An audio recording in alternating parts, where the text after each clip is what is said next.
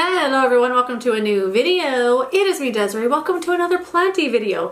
I know it's a little dark, a little spooky, a little shadowy, a little gloomy. And as one of my favorite YouTubers loves to say, don't get scared now. Anyway, I have a video that I wanted to film and it's only 5:30 and it's this dark outside. I kind of like, you know, that seasonal change and the time change. I like that, you know, doing a little bit of a different thing throughout the year.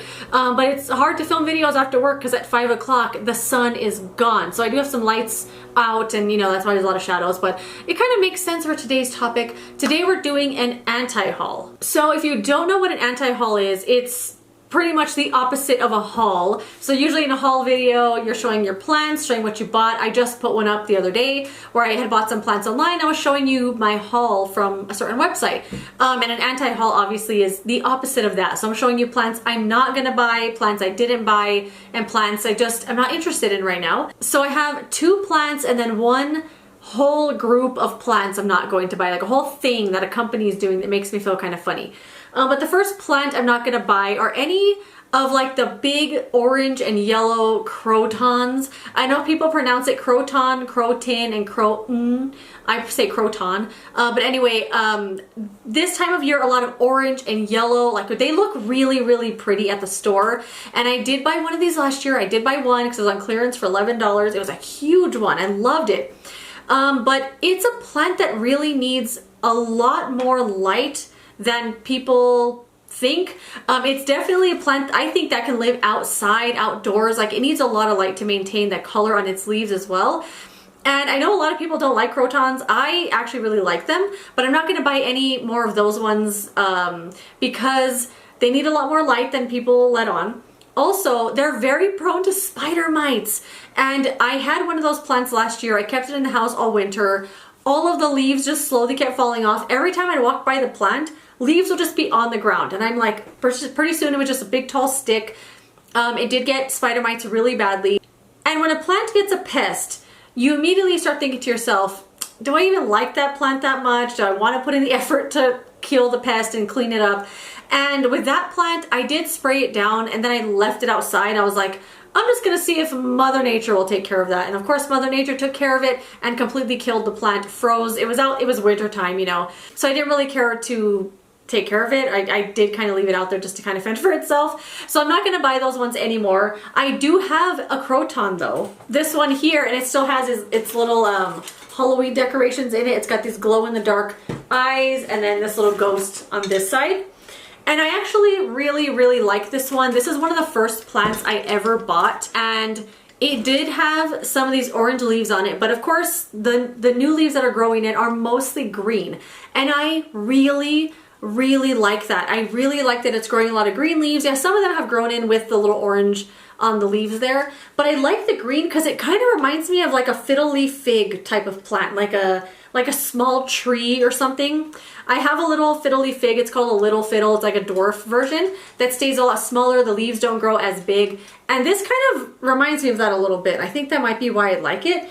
But I really, really like this. I do keep it in front of the window. It's in a north-facing window. It's enough to keep it going, but in the summer I do put it outside and it does grow a lot of leaves, but it needs a lot of light to grow a lot of leaves and to maintain the color. So I like this one, but I'm not gonna buy any more. This one has gotten spider mites. I have taken the time to clean it because I really, really like this one. So first plant I'm not buying any more crotons, especially those big fall type of ones.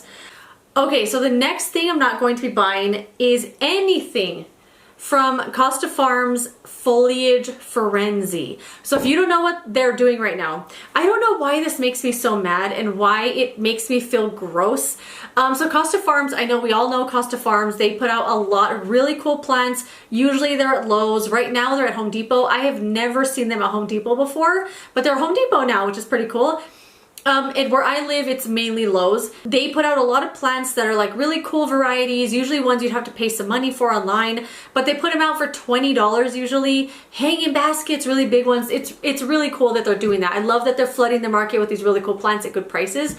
But right now, they're doing something that makes me just feel like, ugh. So on their Instagram, I think this was Saturday, Saturday or Sunday, they posted Foliage Frenzy, their first ever Foliage Frenzy. They're going to be releasing really, really small, limited batches of plants that they've never released before. Or they didn't say plants they've never released before, they said it's plants that have never been released. But I assumed it was plants they've never done before, not necessarily plants that are new to the market. Calling it Foliage Frenzy, and they're trying to like drum up this fake like sense of urgency, like I have to have these plants. But one thing that they're doing that I don't like, and the reason I'm not going to buy any of these plants, they're doing it in really small quantities. You have to be signed up to the mail list, the email list, in order to know when the plants are going to go live, which is not anything that other companies don't do. Like a lot of companies ask you to get on their mailing list in order to be first to know plants are getting released and stuff. But what's different about the one they're doing is they're not telling you when the plants are getting released. They're just saying, sign up to the mailing list, we'll be dropping the plants whenever. You don't know. There's no date, there's no time. They're not saying, okay, every Tuesday at 4 p.m. there's gonna be a new plant, make sure and check our website. They're just saying it's gonna be dropping whenever. So for example, on Sunday, so this past weekend, they put up on their Instagram stories this picture. And it's like a shadowed picture of the plant that's going to be launching. I immediately knew it was a jungle boogie because I have one and I just tell that that's what it is. It says the day that it's going to be launching is Monday, November 5th. And today is Monday, it's the 7th, not the 5th. So I don't know what they were doing with that. The 5th would have been Saturday, but they put this up on Sunday. So it start right away. I was like, well, did they already release the first one on Saturday? Did I miss it? Or do I have to wait till Monday? I don't know if they put that on purpose or if it was a typo. Either way, it bugged me. Like they didn't even check to see if they put the right info. I don't know why that bugged me. Pro tip, set up your account on Shop Costa prior to launches to avoid delays with securing your plant. So I did sign up for the mailing list because I thought, well, maybe if you sign up, they'll send like a schedule of when the plants are going to go live. And they don't. You just sign up, you just sign up. So they didn't have anything extra, so I just unsubscribed right away. So I went to the website to see maybe they have a schedule. All it has is this little yellow banner that says, limited number, grown in small quantities, limited time, sells out in 45 minutes. Sign up today. So right there, they're trying to like drum up this fake sense of panic. Like, oh my God, I have to get these plants. They're going to sell out in 5 minutes. They're limited edition.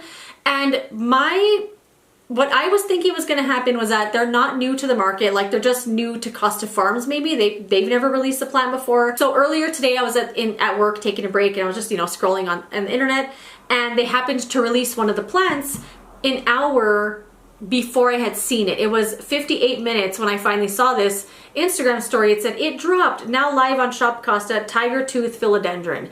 And one thing I noticed that they do is they call the plant like a nickname. That way you kind of think it's new, like, ooh, a tiger tooth. But in reality, this is a Philodendron jungle boogie, which is not a rare or uncommon plant. There's a ton of people that sell them. I have one right here. Actually, let me get it. And I love this plant. So I'm not trying to say that there's anything wrong with the plant. This is the jungle boogie. I got this on Cactus Club. It was 15 bucks. They still sell it there for a large one for $15. And I love this one a lot, but it's not an uncommon or rare plant.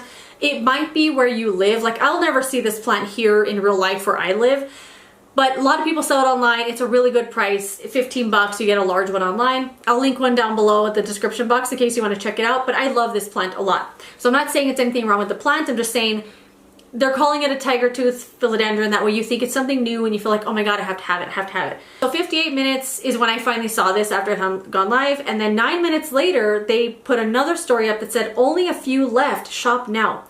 And I don't remember the time this was because my screenshot, oh, it was 10:30. It was 10:30 in the morning. So I'm guessing it went live at 9:30-ish.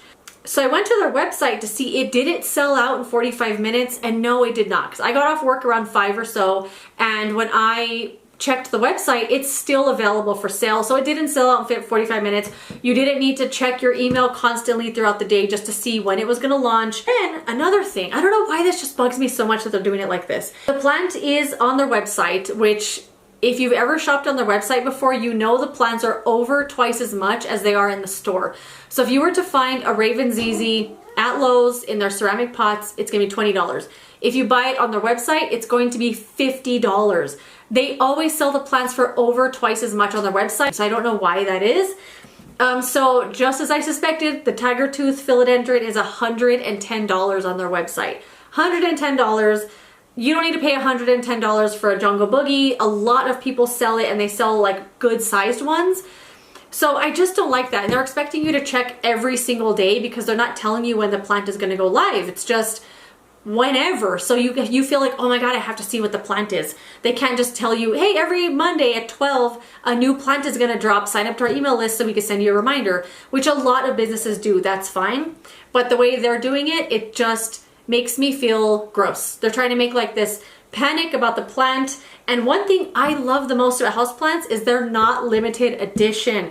So I'm like really into beauty products and makeup and skincare. And one thing a lot of beauty brands do, especially during the summer and the holidays, they put out limited edition stuff. So if you don't get it, you don't get it, you know.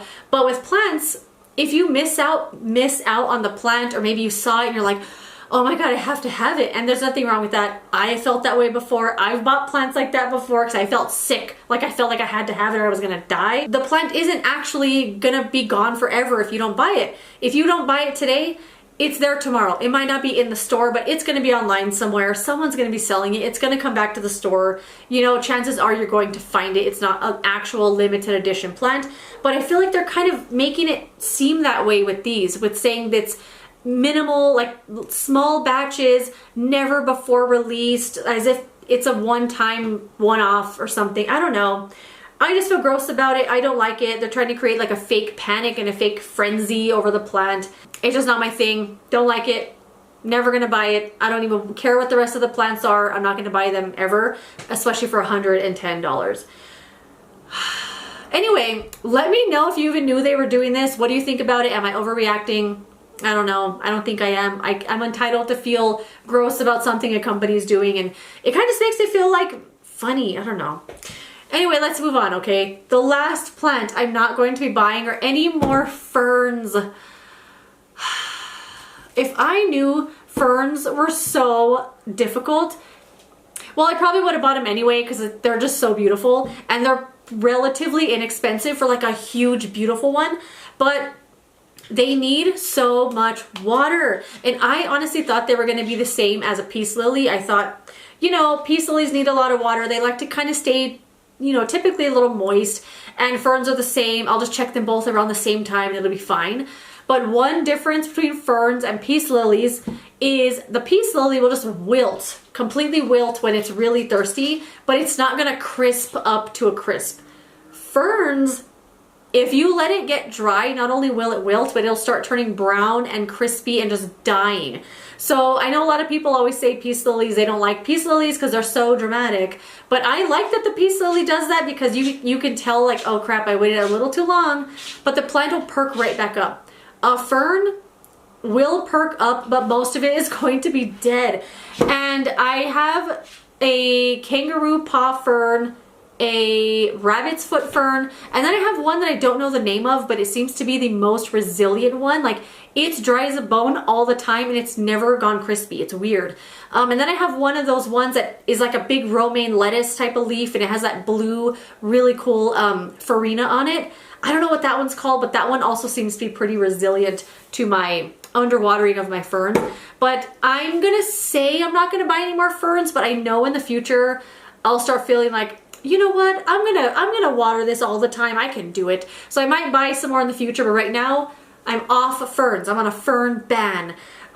Anyway, that is it. Those are the plants I am not gonna buy. My little plant anti-haul. I had the crotons, I had the Costa Farms Foliage Frenzy, and then I had my ferns. So let me know some plants you're not gonna buy. I would love to know plants that maybe you're like, I'm over it, I'm not buying those anymore. And let me know what you think about the Costa Farms thing, because I don't know why it makes me feel icky that they're kind of doing that. I don't know. Anyway, that is it. Thank you so much for joining me for this little spooky, shadowy video. If you enjoyed it, don't forget to give it a thumbs up, subscribe so you don't miss the next one, and I will see you later in another video. Goodbye.